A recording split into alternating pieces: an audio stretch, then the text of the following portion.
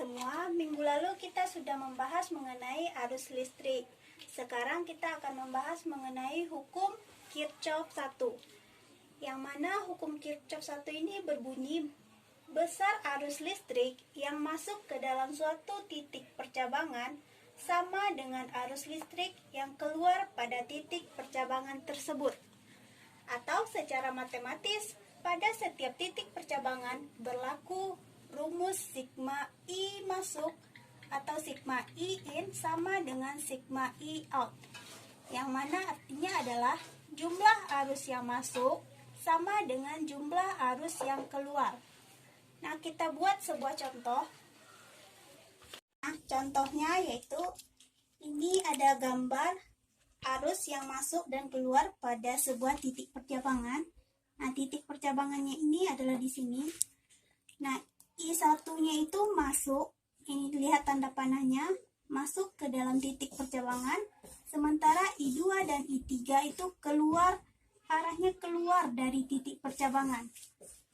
Maka sesuai hukum Kirchhoff 1, sigma I masuk sama dengan sigma I keluar. Nah, I yang masuk di sini ada I1. Sementara I keluarnya ada I2 dan I3. Karena dia sigma, maka kita jumlahkan. I2 tambah I3. Jadi, jika ditanya berapa nilai I1, maka nilai I1 itu sama dengan nilai I2 ditambah dengan nilai I3. Nah, kita masuk kepada contoh yang kedua. Nah, di sini ada 5 buah arus listrik. Nah, di titik percabangannya itu ada di tengah. Nah, jika I1 2 ampere, I2 sama dengan I3 4 ampere, dan I4 sama dengan 5 ampere. Maka yang ditanya di sini adalah berapa besar I5. Nah, yang ditanya di sini I5. Maka kita lihat dulu mana arus yang masuk ke dalam titik percabangan, mana arus yang keluar. Nah, I1 ini arahnya masuk, I2 keluar, I3 keluar, I4 dan I5 masuk. Nah, kita buat sesuai dengan hukum Kirchhoff 1. Bahwa sigma I masuk sama dengan sigma I keluar. Nah, arus yang masuk itu ada I1 ditambah dengan I4 ditambah dengan I5. Kemudian arus yang keluar dari percabangan ada I2 dan I3. Maka di sini I2 ditambah dengan I3. Nah, kita masukkan nilainya. I1 ada 2 ampere. Kemudian I4 itu 5 ampere. I5 belum diketahui. Dan I2 dan I3 ini sama, yaitu 4 ampere. Tambah 4 ampere. 2 ampere ditambah 5 ampere sama dengan 7 ampere. Ditambah dengan I5 sama dengan 4 ditambah 4, 8 ampere. Nah, maka untuk mencari I5, kita pindah ruaskan yang 7 ampere. Di sini tambah, maka pindah ruas menjadi kurang. 8 ampere dikurang 7 ampere. Maka dapatlah nilai I5 sebesar 1 ampere. Inilah besar dari I5. Nah, sekarang kita masuk kepada hambatan atau yang lebih dikenal dengan resistor yang dilambangkan dengan R besar. Hambatan atau resistor ini adalah seberapa besar suatu bahan mampu menghantarkan listrik atau menghambat supaya listrik tidak bergerak. Nah, nilai dari hambatan itu dapat dihitung dengan rumus R sama dengan Rho dikali L per A, yang mana R itu adalah hambatan kawat, satuannya ohm. Rho itu adalah hambatan jenis, satuannya ohm dikali meter. Kemudian L adalah panjang kawat, satuannya meter. Dan A adalah luas penampang, satuannya meter kuadrat. sekarang kita lanjut kepada rangkaian hambatan listrik. Beberapa hambatan bisa dirangkaikan guna untuk memperoleh suatu nilai hambatan yang diharapkan atau untuk membagi arus dan tegangan. Jenis-jenis rangkaian hambatan itu terbagi menjadi dua, yaitu ada rangkaian seri dan rangkaian paralel. Rangkaian seri ini ciri-cirinya yaitu tidak ada percabangan antara hambatan satu dengan hambatan lain. Sementara rangkaian paralel ini memiliki percabangan antara hambatan yang satu dengan hambatan yang lain. Kita bahas satu-satu. Rangkaian seri. Nah, bentuk dari rangkaian seri ini adalah seperti ini. Jadi antara resistor satu dengan resistor lainnya itu tidak ada percabangan. Sedangkan rangkaian paralel antara resistor satu dengan yang lainnya ini ada percabangan. Nah, di sini bercabang, sini bercabang. Nah, biasanya pada saat kita disuruh menghitung berapa R pengganti atau R total dari rangkaian seri atau rangkaian paralel. Nah, pada rangkaian seri ini untuk menghitung besar R total atau R serinya itu kita jumlahkan semua resistor yang ada.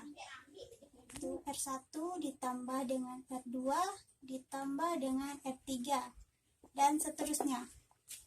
Sedangkan pada rangkaian paralel untuk menghitung R penggantinya kita pakai 1 per Rp sama dengan 1 per R1 ditambah dengan 1 per R2 ditambah dengan 1 per R3 dan seterusnya. Nah, ini kita lihat gambarnya ini adalah gambar rangkaian campuran, yaitu ada rangkaian seri dan rangkaian paralelnya. Nah, untuk menyelesaikan rangkaian campuran, kita buat dulu yang lebih mudah untuk mengerjakannya.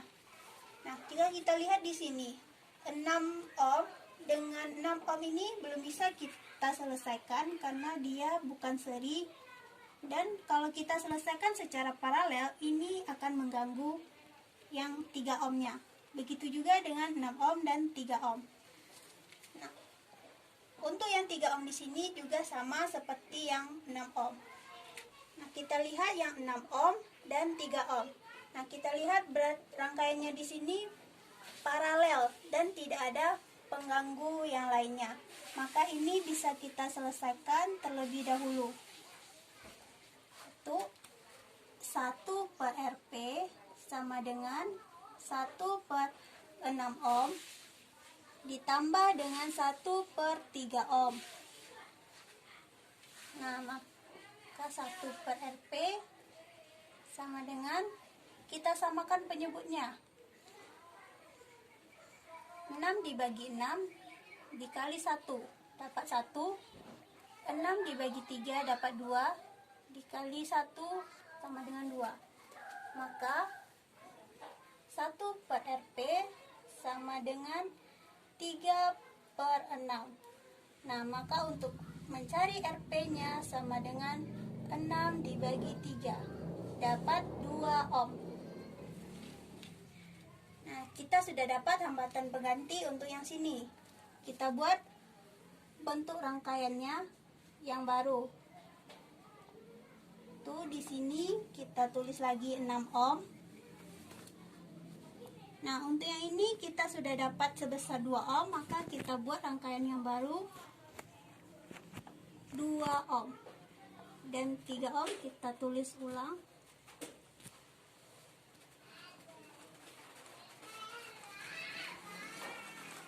Nah, kita selesaikan rangkaian yang baru. Nah, rangkaiannya sudah berbentuk seri. Langsung saja kita tambahkan, yaitu R serinya 6 ohm ditambah dengan 2 ohm ditambah dengan 3 ohm. Maka hasilnya adalah 6 ditambah 2 ditambah 3, 11 ohm. Nah, inilah hambatan pengganti dari rangkaian ini. Nah, sekarang kita tambah lagi tingkat kerumitannya. Nah, ini ada rangkaian campuran. Di sini ada rangkaian paralel. Kemudian di sini juga ada rangkaian seri dan paralel. Nah, kita selesaikan satu-satu. Rangkaian ini bisa kita selesaikan. Kita buat 1 per RP1 sama dengan 1 per 6 ohm ditambah dengan 1 per 6 ohm ditambah dengan 1 per 6 ohm. Nah, 1 per RP1 sama dengan 3 per 6 ohm.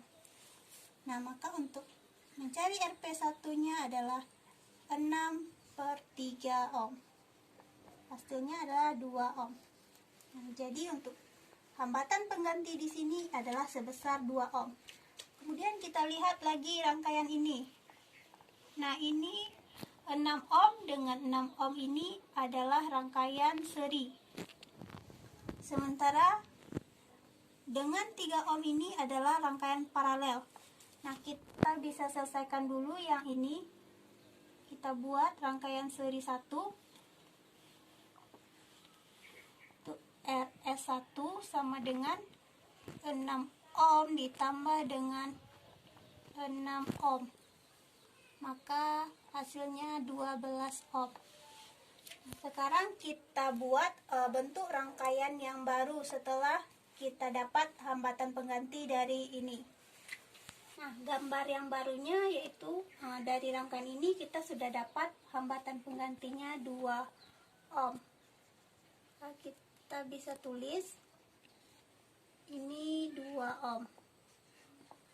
Dan ini kita salin lagi 6 ohm. Kemudian 6 ohm dengan 6 ohm ini kita sudah cari juga hambatan penggantinya yaitu sebesar 12 ohm. Maka kita tulis di sini 12 ohm dan 3 ohm, 6 ohm kita salin lagi. Ini 3 ohm dan di sini 6 ohm. Nah, inilah rangkaian yang baru setelah kita cari R pengganti dari yang rangkaian ini dan ini. Nah, ini rangkaian yang baru tadi. Nah, 2 ohm dengan 6 ohm ini tersusun secara seri, sementara 12, 3, dan 6 ohm tersusun secara paralel. Nah, yang seri kita selesaikan. R seri 2, kita tambahkan 2 ohm ditambah dengan 6 ohm. Maka hasilnya adalah 8 ohm. Nah, untuk yang paralel ini kita selesaikan juga. R 1 per R paralel 2 yaitu 1 per 12 ditambah dengan 1 per 3 ditambah dengan 1 per 6. 1 per RP2 sama dengan, kita samakan penyebutnya. Kita buat penyebutnya 12. Maka di sini 1 ditambah dengan 4 ditambah dengan 12 bagi 6, 2. Nah, maka dapatnya 1 per RP2 sama dengan 7 per 12. Dan untuk nilai RP2 nya adalah 12 dibagi 7 ohm. Nah, kita sudah dapat nilai dari rangkaian serinya dan rangkaian paralelnya. Maka gambar kita selanjutnya adalah, nah, hambatan pengganti dari ini kita dapat tadi 8 ohm. Kita tulis 8 ohm. Ini titik A. Nah, hambatan pengganti dari rangkaian ini kita dapat juga 12 per 7 ohm.